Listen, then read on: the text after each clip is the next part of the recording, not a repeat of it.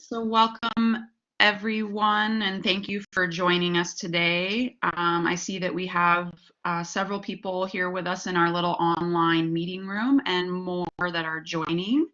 My name is Nicole Witham. I am the statewide coordinator for the WSU Food Systems Program. I help organize and convene our food systems team, which is a collection of WSU researchers, academics, extension faculty and staff, and a number of critical external partners, one of which is our friends at the Washington State Department of Agriculture. This team collaborates to provide specialized resources for farmers and food systems contributors, working to support viable farm businesses, optimize sustainable natural resource stewardship, and to promote scaled processing and distribution, always in the pursuit of access to healthy food for all.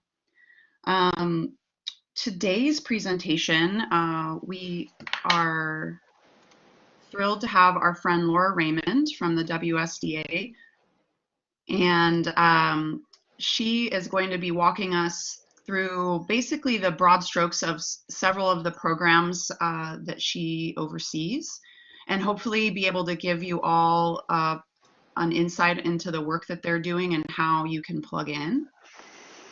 I would like to also real quickly, before I hand things off, go through a little bit of logistics with you all. So you'll see at the bottom of your screen a mic, a video, and a hand raiser. Like at any time you have any sort of a question, please feel free to click on that little hand raiser guy. That will let me know that you have a question. Sometimes it's also easiest just to utilize the chat box. So I would love for you to feel free to offer commentary, other discussion points, or questions in there as we go along. Something that's also helpful is if there are certain links or other information that come up throughout our discussion, we can also share those in that as well. So for now, I'm going to hand things off to Laura. And Laura, please feel free to share your video so we can see your face as well as you introduce yourself.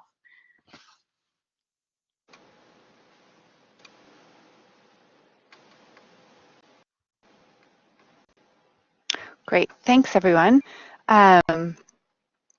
I am Laura Raymond. I work with the Washington State Department of Agriculture. Specifically, I lead the Regional Markets program, which we're going to be talking about this hour. And I'd love to be also showing you some images of all of the wonderful people and projects we get to work with around the state. I know some of you on this session might actually recognize yourself and others in the photos, and that's always fun. But unfortunately, despite Nicole's excellent preparation, my computer is not cooperating. So I don't know if we'll be able to do that. But in any case, I'm eager to have a great conversation with you all about our program here and how it interfaces with the work that you all do. Nicole, are we introductions for everyone at this point?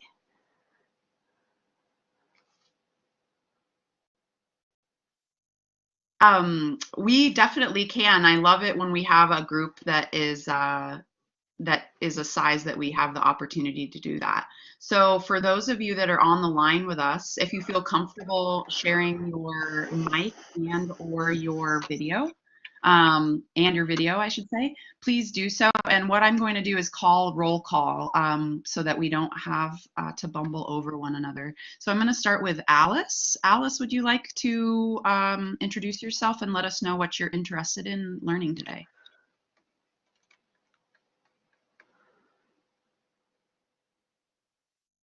Oh, muted.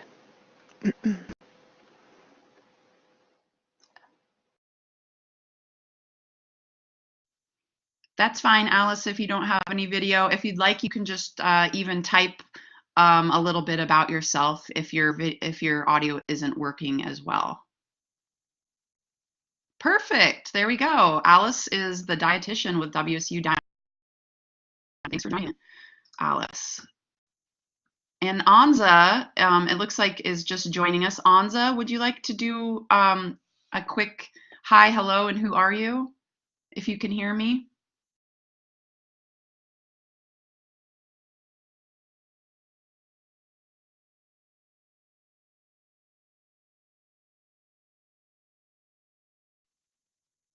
And Anza was just joining us, so maybe if you'd like to, please just say hello in the chat there, Anza, once you get logged in.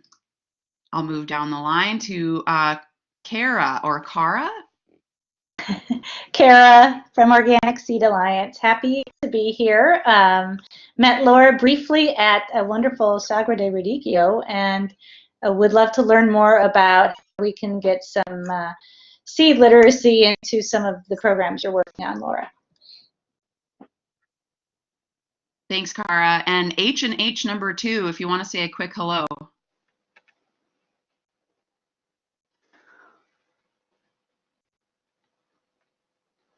All right, we're going to move along to Hannah.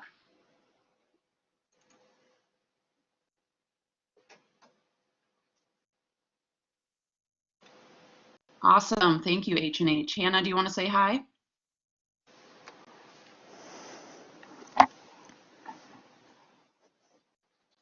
All right, we'll move on to Jory.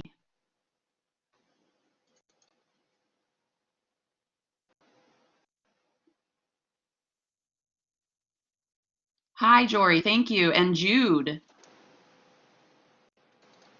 And if you're just planning on typing in the chat, feel free to just type in the chat. Kylie Smith.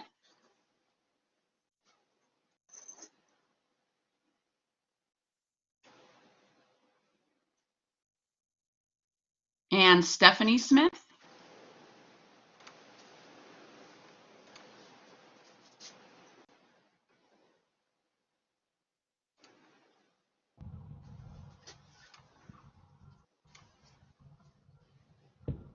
Excellent. Well, if it's the Stephanie Smith, I think it is. I think that Stephanie is with WSDA Food Science. And Tim.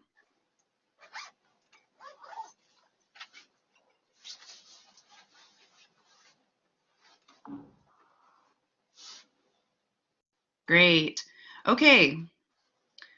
Nicole, I got my microphone to work. This is Hannah Browse. I'm the WSU Extension Director for Klickitat and Skamania counties, and I'm on the food systems team. And I'm excited to learn more about some resources I'm hoping that might benefit growers in my area. So thank you. Thanks, Hannah. All right. Well, Laura, I'm going to let you take it away. You have a little bit of a better sense of who's in the room. I would also, if you do get it to work, you can feel free to even share a website, or I can do that if there's a certain website at any point you'd like me to pull up, if that would be helpful for you at all.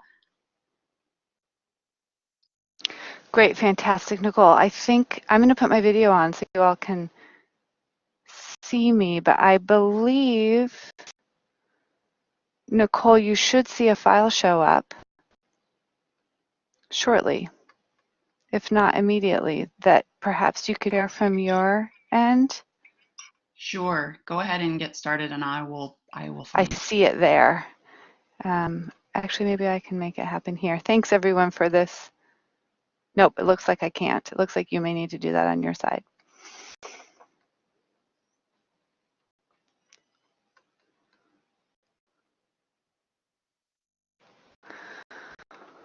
All right, well, Nicole is working on that.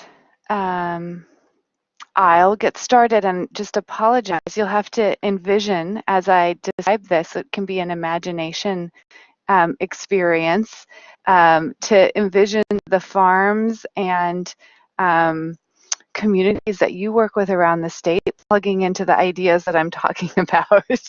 And if we are able to get that file up shortly, then we'll use that as well. So the WSDA Regional Markets program is focused on supporting the economic viability of small and direct marketing farms. We hope to do that in part by increasing the availability of Washington-grown products throughout the state. Specifically, we focus on schools and institutions. So the WSDA Regional Markets program is actually made up of two programs that you may be familiar with on their own. Specifically, the Small Farm Direct Marketing Program and the Farm to School program. Look at that. It looks like we're there. Ta-da! Ta-da! Just takes a little creativity. So if you want to advance a couple slides, I don't know if I'm able to do that from my end. Fantastic. You can go one more. So the Small Farm Direct Marketing Program and the Farm to School Program. Next. So these two programs, and I should actually step back for a moment and say, I think some of you are quite familiar with the work that this program has done over the years at WSDA, and I think others of you may be newer. And even those of you who may have been familiar with the work in the past may have known it by these two separate program names. And so what I want to do today is just take a little bit of time to really do kind of a higher level overview of what the program is, what we do, and then talk a little bit about some specific projects and activities that we've been involved in recently. And then I hope that we'll be able to have some great discussion. So I'll try, especially because we've got a little bit late, I'll try to move through this program fairly quickly.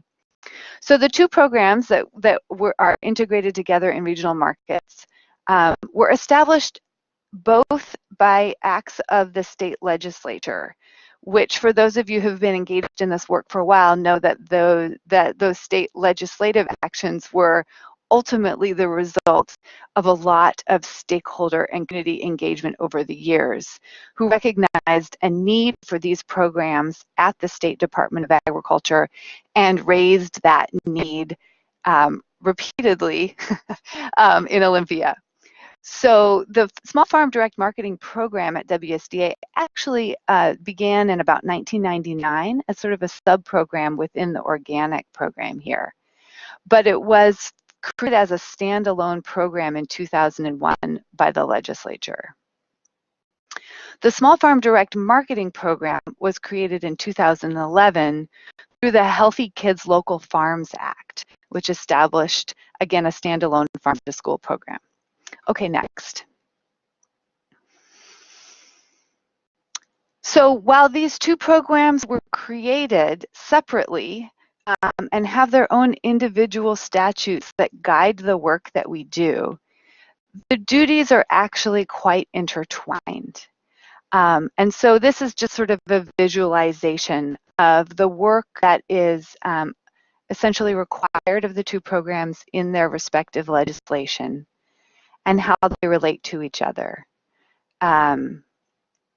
Effectively at the core, there's a lot of unification in essentially the outcome of the two programs' works, which is really to promote localized food systems within Washington State. And we do that in two primary ways: by assisting small and direct marketing farms, really of many scales, and working to increase procurement schools of Washington grown products. And as you all know, those both sound like very simple objectives, but they require a lot of things to be in place. And so that's a lot of the work that we do. Next. So we work towards those objectives with some core functions and services oriented around market development for local farm products. We do a lot of outreach and education, both about programs and about other people's programs that can be a benefit to sort of our core stakeholders. We work entirely through partnerships. Really, all of the work that I'm going to talk about in the next several minutes is only possible because of the partners that we have to engage with around the state. So our team here varies in size. We'll talk about that in a little bit, but averages between 3 to 6 people. And we essentially are the sort of small farm program for the state Department of Ag. And we work across the whole state. So the ability to engage with local partners in different regions to carry out our work is essential. And being able to be a part of the WSDA Food Systems team is really, really valuable to us. And we have played different roles in that team and program that has evolved through time as well. Okay, next, please. So many people know us through our publications and online resources, and that is a focus of the work that we do. So perhaps the most famous is the Green Book, which you see up on the left, last published in 2014. We're working on an update now. I'll talk about that in a little bit. The Farm Guide is a newer publication, which we've actually just updated.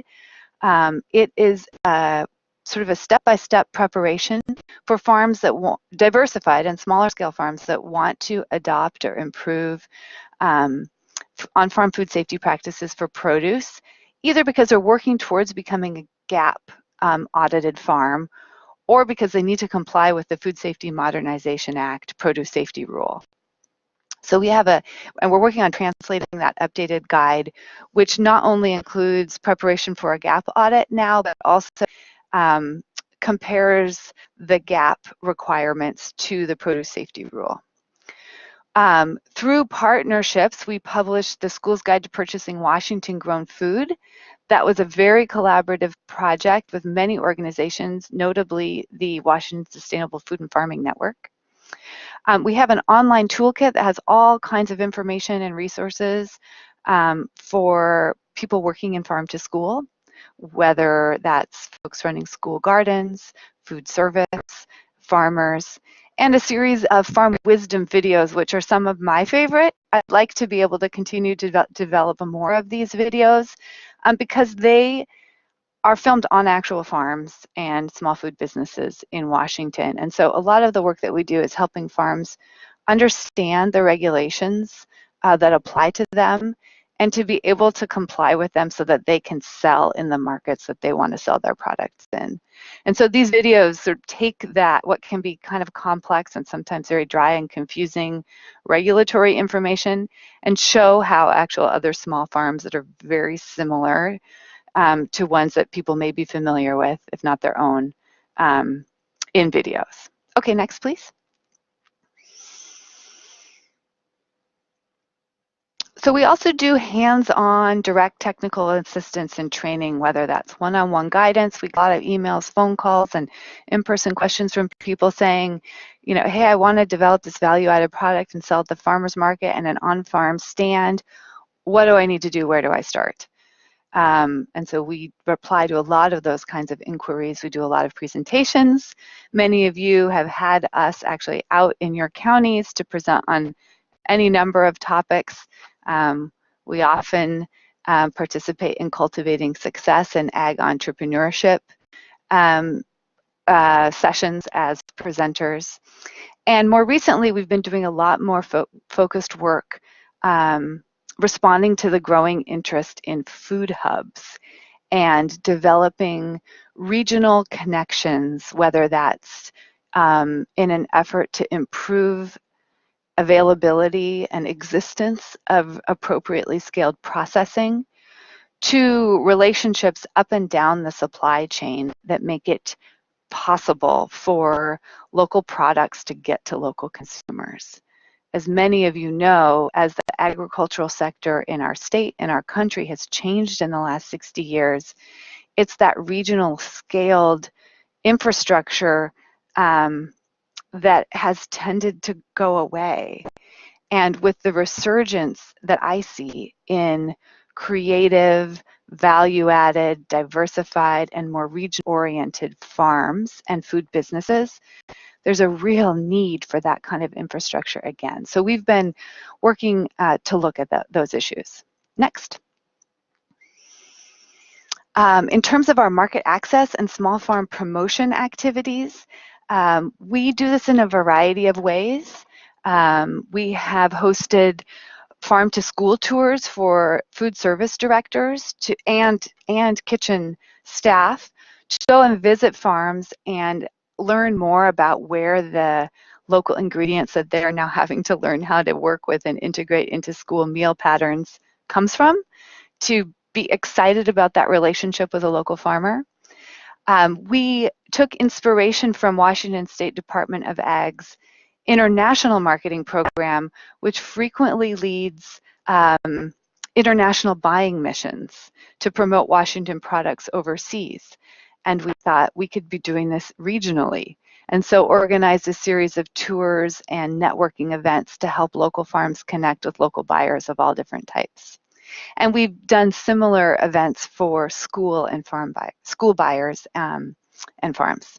Next.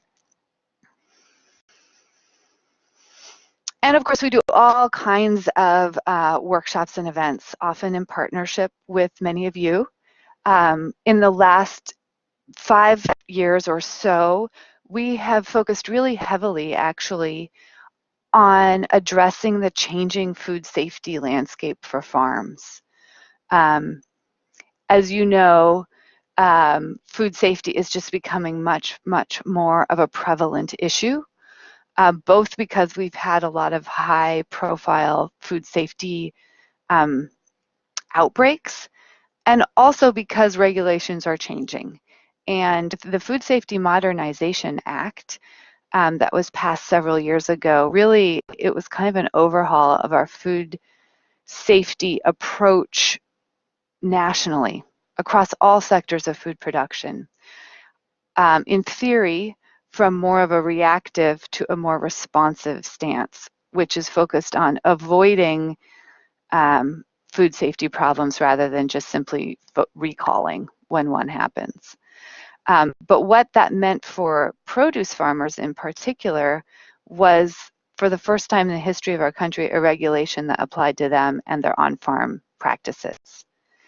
And we have a lot of concern that for smaller scale and particularly diversified farms, learning about and preparing for those changes could be a real burden and a real challenge. And with Washington State's agricultural sector so defined by small scale and highly diversified farms, over approximately 89% of all of the farms in Washington State are considered small farms. And we are one of the top 10 to 15, kind of depending on how you look at it, states for farms involved in direct marketing.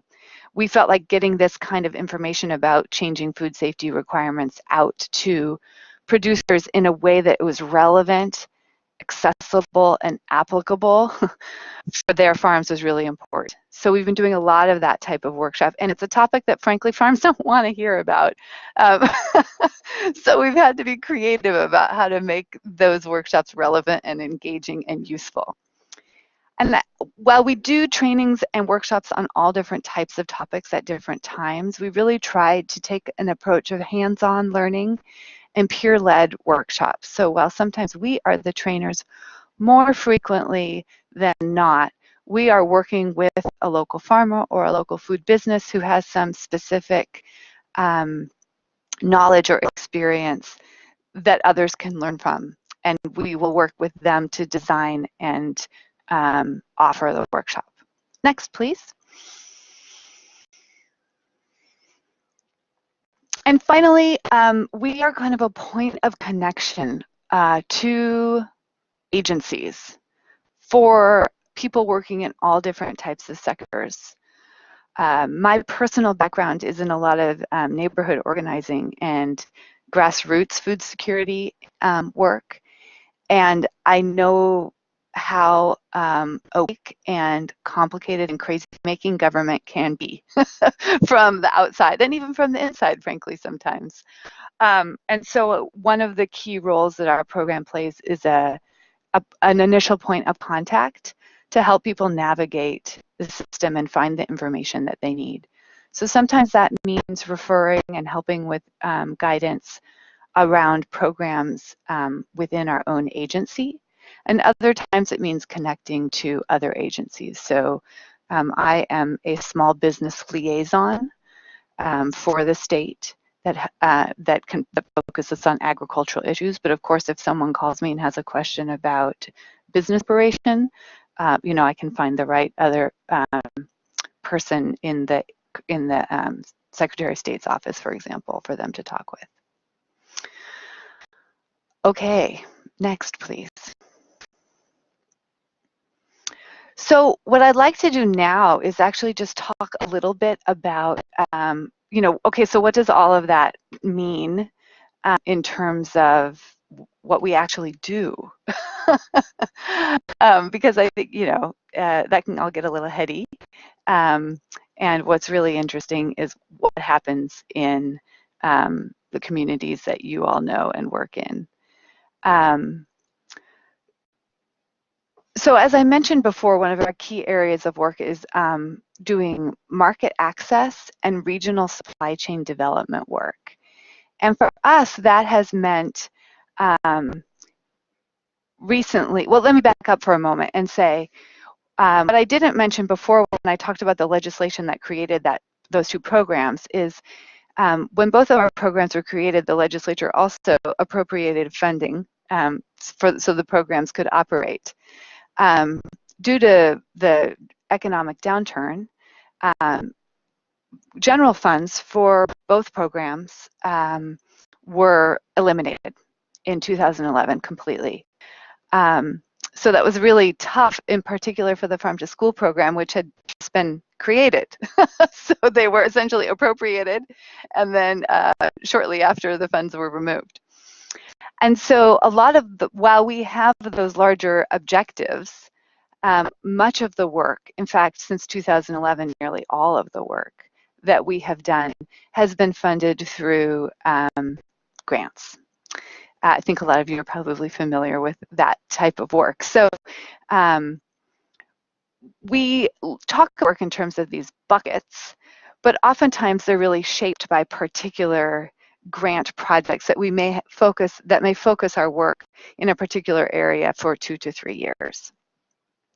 So for several years recently, we've had a specialty crop block grant that allowed us to do a series of local buying missions all around the state. And these are images from some of those local buying missions. And I mentioned those before. They were really an opportunity to bring buyers and farmers and food producers together on a bus. Again, no one ever wants to get on a bus together. But then once you're on a bus, more often than not, that's what we hear is the most valuable part of the day, the chance to sit and talk with someone and learn from them. So these are images from a local buying mission in Yakima, in the Methow Valley, and in county. And all of these were made possible through partnerships in those areas. Oh, and actually there's an image in there from Clark County as well, and Spokane. For me, one of the really exciting elements of this project, or one of the exciting events, was the local buying mission event in the Yakima Valley. Because we built that event around what we heard talking to our partners there about this sense of pride in the agricultural community and the agricultural wealth of the Yakima Valley. But we also recognize that there's actually, until recently, has not been as much activity around local sourcing and promoting that locally grown product in the region. And so we built this event around that Yakima pride. And there were all different scales of producers involved, from large hop ranches to small fruit producers, very small orchards, different types of value-added products, dehydrated pepper mixes, etc., wineries. But everyone was like coming together, and the energy in the room at that event, that the picture is in the upper left, was so moving. People were telling their stories of how they came to be involved in the food system in their region. They were talking about families that had either come there recently or had generational ties to the area. There were farmers who had been engaged for their whole lives and were looking for the next generation. Some wineries in the same situation. And literally, I mean, I don't want to be hyperbolic, but there were some people's eyes about this event. And the energy that came out around creating kind of a Yakima Valley food identity was so palpable. And so it was early days. For those of us in the I-5 corridor who have farm to tables, restaurants left and right, it was really kind of a new sense to realize that to be reminded of how powerful those local connections between producers, sort of food preparers and processors and consumers can be, and how linked it is to place and community. So for me, that was just a really moving event. Okay, next.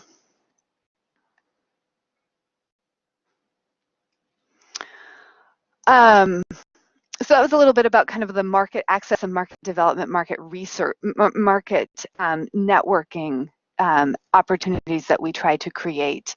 One of the other things that we've been looking at, if you remember back to the original slide that I showed with localizing food systems at the core, a key piece of that is making sure that the infrastructure exists to support local food systems. And there has just been a huge growth in interest in food hubs around the state and the role that collaborative activities, collaborations can play in making that needed both logistical and processing infrastructure available. So we received a grant from the USDA to do kind of a survey study to get a sense of what types of activities were underway all around the state, what types of these collaborative approaches were happening, the challenges and successes that they were finding, and part of also just kind of a survey of existing processing facilities, in particular, that were of a appropriate scale. And the focus of our work in that study was on, in particular, minimal processing of fruits and vegetables, with the idea of trying to serve institutional markets, schools in particular. So one of the things that we know is that schools rarely have enough resources to have robust scratch cooking. And something that's very important for them is to have, especially fruit and vegetable products that are minimally processed, you know, chopped, diced, frozen, sliced, mixed, that kind of thing. That's something that can be really difficult for an individual small producer to attain. Even selling it into markets where more volume is required can be difficult. And so that's where we see this interest in aggregating product through food hubs in order to market collectively to these to access somewhat larger volume markets. But even once that aggregation happens, then they often say, well, we don't hear that the school buyers don't need just aggregated volume, they need some of that minimal processing. So this study was sort of a baseline. We had a lot of ideas about the state of things and decided to test them with some research. So that study is available. And then building upon that study, we went and applied for a specialty crop block grant to allow us to work more intensively in a handful of communities around the state that had already begun exploring more collaborative, what we call value chain strategies for address these aggregation, delivery, and processing questions. And so those pictures are on the left are from various workshops and tours that we've done as a part of that, working in Spokane, in particular with Link Foods and farmers who are part of that food hub. In the Okanagan, trying to identify where there is processing that's available for more independent orchards and orchards who are participating in collective marketing through the Okanagan Producers Marketing Association, OPMA. So a great story there is that we've done a couple pilots with some producers in that region. And I think Nancy is on the call. So Nancy was a partner, and Iris was a partner in hosting a tour of existing processing.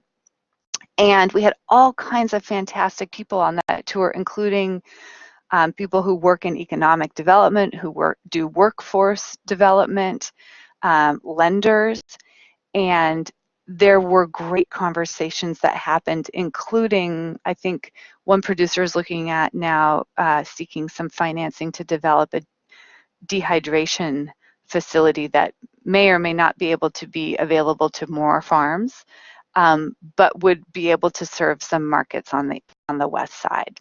So, you know, that's the kind of story that we really love to see happen. And we know a lot of it just takes getting the right people in the right room to talk to each other and know about each other. So that's why we've been focusing a lot on really developing the value chain relationships. And then as much as possible, providing guidance and support when there are sort of business opportunities that develop out of those. Next. And then I'm going to wrap up here pretty quickly so we can get to some discussion. Laura, can I ask you sure. to share your video? To hear my video? Oh, sure. So we can see your beautiful face. And then that way, when you want to go into discussion mode, we can see you. There you go. Great. Okay, fantastic. So this is an image from a very recent workshop, again, getting at some of our some of the work that we do that's more directly related to promotion and market access and market development. We actually entered into a really, and again, this is another great story about the importance of partnerships and collaboration to make this work happen. This is a project we're partnering on with the Washington Farm Bureau. They were interested in whether there might be some crossover opportunities for promoting Washington cut flowers along the lines of the way Washington food products and the locavore movement has developed around food. Isn't it about time that something like that could happen for flowers? So that was their theory, and we began to work together to see how we could help promote and raise the profile of Washington cut flower growers. And so this is one of my favorite projects because it's just full of beauty. It's so fun to look at all of the incredible floral design that farmer florists in our state do, and the real innovative and creative marketing that already exists. But we are going to be launching a promotions campaign later for this floral season to try to identify Washington products more. So what you see there is an image of Deborah Prinzing, who Washington State is so lucky to have as a resident. She started the Slow Flowers movement, I guess, really, and has written books and continues to promote the idea of slow flowers and local flowers and more sustainable flowers. And she's been advising on the project, and that was a recent event that the Seattle Wholesale Growers Market, which is a cooperative wholesale market of flower producers in the Pacific Northwest, hosted for floral designers and florists to prepare for the upcoming season's trends. And you can see there on the right that I'm sort of obsessed now with taking pictures of seasonal floral bouquets wherever I see them. And what caught my attention on that one is there's a sticker with the American Grown Flowers brand label, and we are looking to do something similar to be able to draw the eye to Washington products. And we have a great group of stakeholders and advisors and a lot of flower farmers who have contributed and given us guidance on the project. So it's been really fantastic to be able to highlight another crop where there's just a lot of creativity and where we're a pretty significant producer. Okay, next. Oh, this is a duplicate, so we can go ahead, one more. And then I'll just end by talking just a little bit about Farm to School. Chris Iberly on our team here really leads our Farm to School efforts, and he is going to be doing a First Friday presentation in a handful of months. So I want to make sure that there's plenty more. There's really no end of what can be discussed with Farm to School. It's a huge and exciting area to work. But I do want to give you just a high-level view of what we do there, and then you can be sure to tune back in when Chris presents in a couple months. So Farm to School is frequently thought of as sort of a three-legged stool that revolves around procurement, so procurement of local product in cafeterias and on breakfast trays and snack tables in schools, school gardens, and agricultural education, often in the classroom or through field trips, etc. So one of the ways that we try to generate interest and awareness of farm to school activities and the potential for working on farm to school amongst districts is with Taste Washington Day, which is a day each fall, first week of October, which launches Farm to School Month, which is a national promotion of farm to school activities, where many schools will choose to highlight all Washington products on their menu, or they may choose it to launch their month-long activities, or some participate through the what has now become an annual tradition of the midday Washington Apple Crunch. So you see all these kids crunching their apples. It's a statewide simultaneous crunch at noon across the whole state. And these pictures of the kids eating apples are from Grandview School District. And they won the prize for the best photo documentation of the day with excellent images. They're just so much fun. I think that was actually an image from 2017. See the kids with their milk mustaches from the Washington Dairy Council. And the picture up on the right is an image from the Olympia Farm, which is a high school, a farm that supports CTE education. The youth who are involved in the farm are actually earning credit across a variety of subject areas. And we were able to go visit them on Taste Washington Day with the First Lady and of Washington, Trudy Inslee, and the Director of Department of Ag to learn from those students about what they're doing and how important ability to learn on a farm was from them. And we really wish there were more people from WSU there because and we got to work on that, I guess, in the future. When we asked the students about, do you have any interest in continuing on with your ag and food production education into the future, they said yes, and they knew about Evergreen's programs, but they didn't know about WSU's. So there's lots of opportunity there for us to let students know about the Food Systems Program and all of the excellent offerings that WSU has. Okay, next. So just briefly, I heard Nicole did a little pitch for the Washington Farm to School Network. So this was a project that we engaged with many, many, many other partners on. We were the grant leads and provided a lot of the staffing, but it was really a highly collaborative effort to establish a network across the entire state to be able to work on farm to school collectively, to identify some shared objectives and goals and take more of a collective impact strategy towards advancing farm to school at the high level.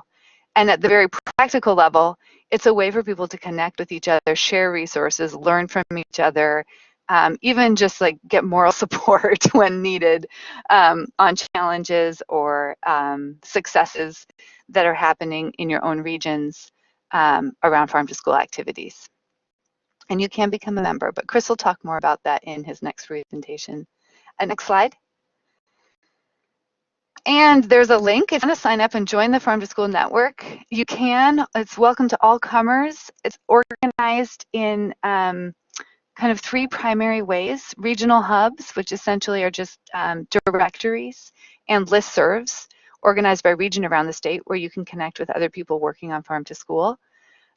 Communities of practice, which are listservs and occasional webinar conferences organized around those different legs of the farm to school stool to share resources and delve into topics that people are working on. And then this kind of shared wide coordination and promotion of activities towards shared goals.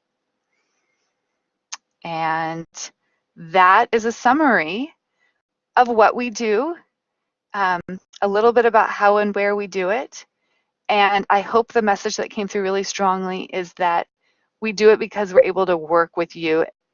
In particular, WSU Extension is an incredibly important, and the counties that you work in are an incredibly important partner for us in all of this work. Oops, sorry everyone. I think I just pressed my fist into my keyboard, so now these slides are bopping around.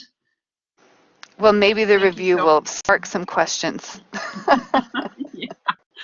Does anyone have any questions for Laura or any comments about collaborations? I know looking at the list of folks that are here, we definitely have a lot of people here that have um, in conjunction with WSDA.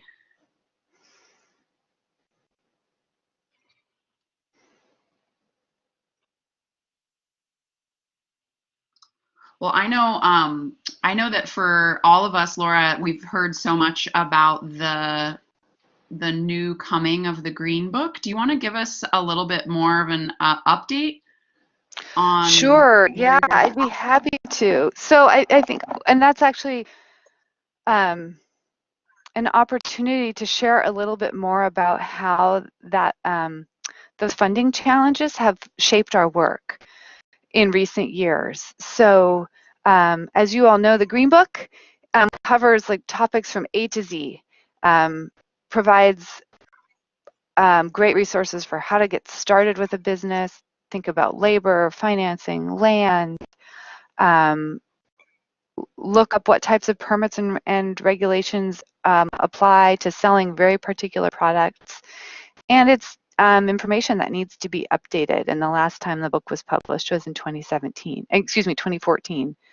But we have really been hindered from doing an update because it deals with topics about all crops and products grown in Washington state.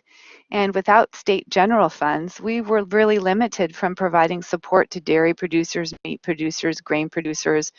Really, so much of our funding was focused on fruits and vegetables and other specialty crops that we tried a lot of different ways to figure out how to get that book updated, and it just wasn't seeming possible. So thankfully, in the last session, legislative session, some of our general funds were restored. And that's allowed us to embark on the project of updating it. And we had hoped to update it by the fall, but I'm working on writing it, and it just hasn't been going as quickly as I'd like. So our new date for having the Green Book out in hard copy form is June. And we hope that we will also have a Spanish language version at that time or shortly after as well. Excellent. And looks like Jude was asking about group gap. I'm not exactly sure. I'm not privy to the group part of Yeah, group gap is something that people got really excited about because it seemed like an opportunity to share some of the sort of burden, and in particular the cost of becoming gap certified or gap audited. There have been some group gap audits done. I think for the farms that most of us work that are very diversified,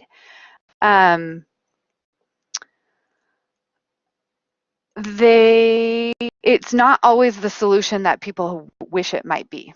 So those farms that have successfully gone through a group gap audit are potato farms who are dealing with a single product and have very, very similar operations, and so are able to do shared safety plans. But if you're interested, we can talk more about that. And I see Stephanie Smith has talked about funding to do some trainings on gaps versus the produce safety rule, and it'd be fantastic to work together. I agree, because that's essentially what our Bridging the Gaps work has been over the last several years. So great, let's connect. DC, we have H&H. In terms of farm suppliers, what are you looking for right now? Are there any needs we can help with? Is that in terms of schools or other markets?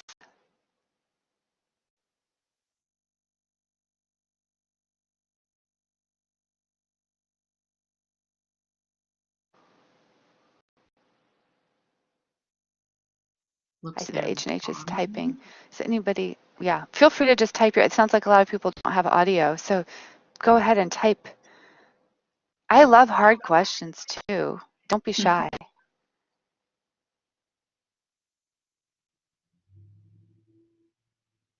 That is something that isn't, oh, there we go.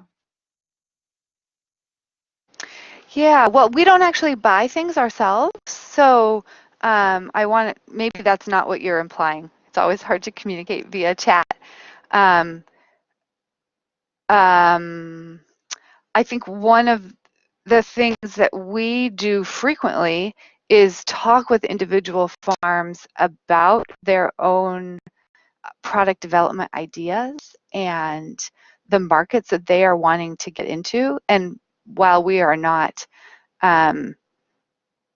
necessarily business development consultants, sometimes it can just help to talk through an idea with someone, and we do some education or outreach and training on sort of marketing approaches and trends. So I think I would almost, if we had the opportunity to have a conversation, I would sort of talk to you and say, what markets are you looking at reaching out to, and what products do you have, and what are your ideas, and how do we help you achieve that? How do we help find the right fit?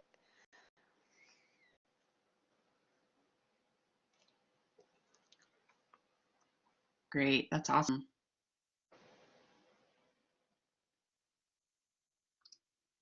Laura, can you talk a little bit about, for instance, you had mentioned, and I know that even our work has been fairly impacted, there's been funds available through the specialty crop block grant, but I know that that has meant there has been limited funds for, like you had mentioned, livestock, different forms of livestock agriculture or grains, for instance.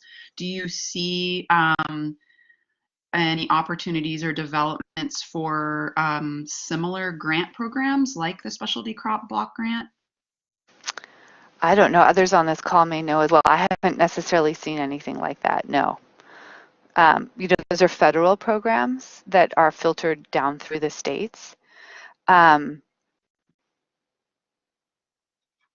think there, as everyone on this call probably knows, there's sort of a huge bottleneck in that supply chain for local meat to local markets. There's a lot of demand.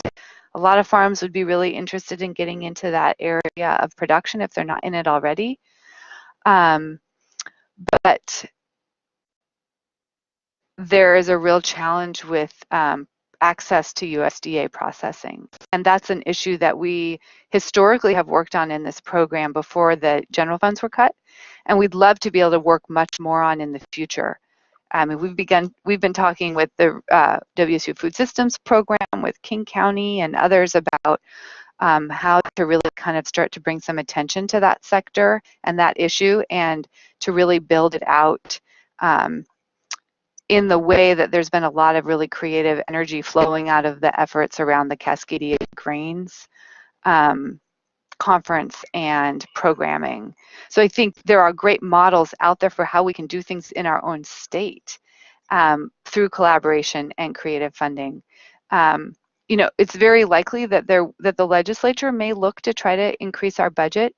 Our agency is very, very supportive of the work that this program does and recognizes the value and the importance to Washington agriculture of small and diversified farms and direct marketing farms. So, of course, that funding isn't in the governor's budget, and as a executive agency, we obviously support the governor's budget, but we actually have been authorized to work with any legislators who might put forth funding for our program, in which case, that starts to open up more doors for the types of work and support we can provide. So with being said, though, I do need to put a little plug in for a project that we're just at the beginning stages of. So through the WSU Food Systems program, we have what we have started to call food systems innovation events, such as the Cascadia Grains Conference, like Laura had mentioned. And our team here has been working with Laura and some folks at King County Ag and a few other stakeholders to move towards planning a niche meats or small meats conference. So our first goal, I think, right now is we're moving towards planning more of a summit to convene stakeholders and to build a community and a steering committee, and looking to have that roll out in, I believe, August this summer. So we are just so thrilled to be friends and partners with Laura and other members at the WSDA, including Heidi Prony in the organic program and Chris with Farm to School. And Karen Ullman was another person that is doing on-farm food safety stuff that's not necessarily embedded in your program. Is that right, Laura? Yeah, when the Food Safety Modernization Act went into effect, and in particular the produce safety rule, the WSDA applied to the FDA to create our own program to essentially implement the produce safety rule here in Washington State.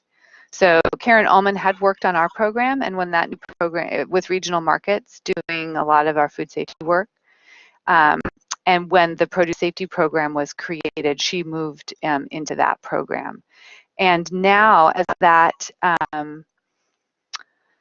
as implementation of the produce safety rule is moving ahead, the focus of that program is really on helping farms understand if they're covered by the rule or not, and preparing for an inspection. So depending on the scale of farms that folks on this call work with, the produce safety program will be a larger or smaller part of your network.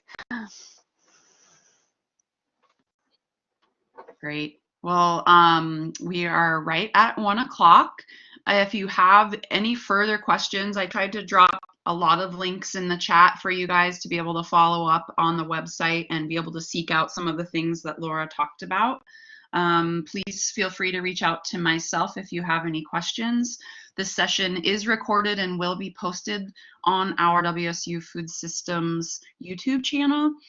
Thanks again to Laura Raymond with the WSDA for presenting this month, and we look forward to all of our collaborations. Thanks, everybody.